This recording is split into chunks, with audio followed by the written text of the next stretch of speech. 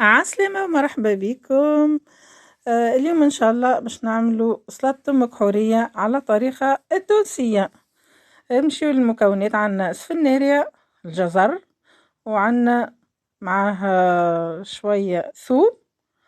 أول حاجة باش نعملوها باش ننظفو الجزر هذاك اللي هي السفناريا.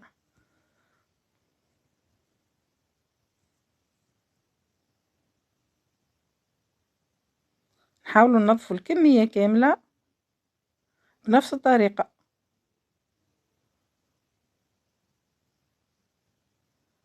أنا قاعدة نبرش في السفناريا هكا.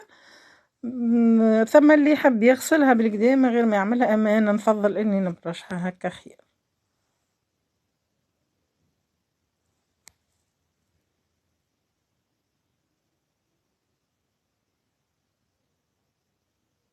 هكا نوريكم كيفاش باش نقصوها.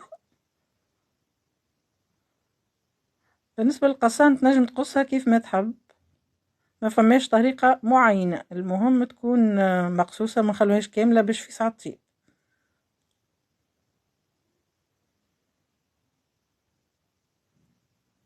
كملنا الكميه الكل، حطينا توا الكسكس وباش نحطوها تفور هي والثوم. بعد ما قشرنا الثوم بالكدا هكا الكل الراس كامل مع كيلو سفناريا ونحطوه يفور تقريبا، راهو ما ياخذش برشا وقت، نصف ساعة. شوفوا هكا فور صايي، حبطناه. توا نحاولوا نهرسوه هكا بحاجة.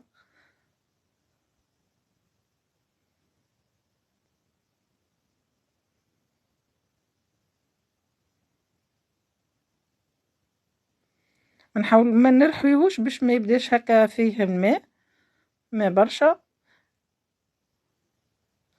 بعد ما كملت خليته يسقطر شوية من الماء، وتوا باش نحضر الفاح متاعو. حطيت جبت هكا صحفة صغيرة، حطيت فيها مغرفة هريسة عربي،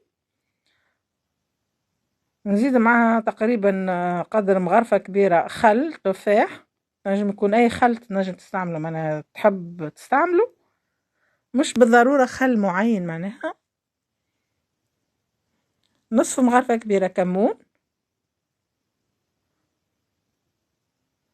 زيت زيتونة ديما نقولكم حسب الرغبة، كيف ما تحب اللي حبها برشا ولا شوية شوية ملح.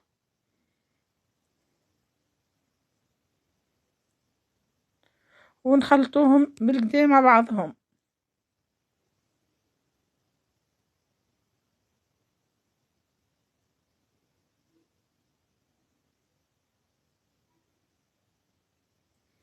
بعد ما مزجنا المكونات بالكدا توا باش نصبوها على كسف النارية اللي هكا حاولنا هكا كيفاش نرحيوها شويه، تكون خشينه شويه، ما تكونش جويده على الاخر. ماذا بيك ما تكونش بماكينه، يا اما بالاله اللي شفتوني عملت بها، والا حتى بفرشيتها هكا تكون سهله، راهي ما تستحقش ماكينه. اذا عملت بالماكينه تولي ماء. حطيناه في صحن كيف ما قاعدين تراو، وتوا باش نزينوه بضع مسموط.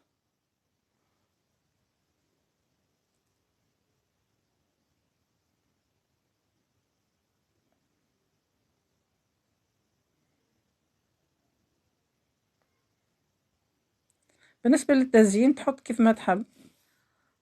حطيت عليها الزيتون وعظم بيض،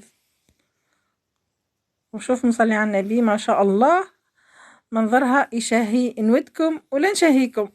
وهذه وصفتنا لليوم، ان شاء الله تكون عجبتكم، ونتمنى تجربوها وتخلوا لي آراءكم في لي كومنتير، وما تنساوش تحطوا جيم. بسلامة.